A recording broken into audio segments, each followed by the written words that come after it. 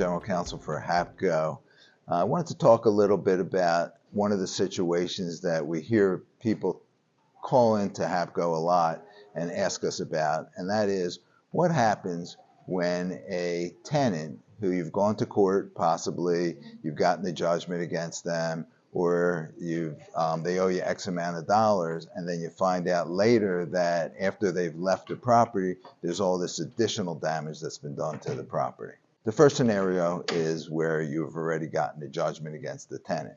Well, if you've gone to court and got the judgment against the tenant, you should have known ahead of time what the damages were. So that really shouldn't come into play. The other thing is that within 30 days after the tenant vacates the property, the legal term is surrenders the property and you have accepted it.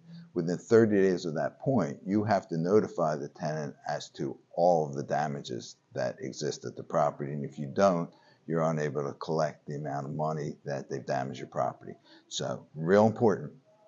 Make sure within 30 days after they surrendered and you've accepted the property that you send them a notice saying this is how your security deposit is going to be handled and these are all the damages that are against the property. Oftentimes what will happen is you don't know what all the damages are because you can't figure it out within the 30 days.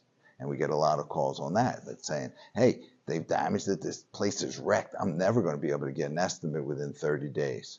Okay? In that situation, do the best you can, come up with the best estimate you can, and guess what? If it turns out that it's too high, you can always lower it, but you're not going to be able to increase it.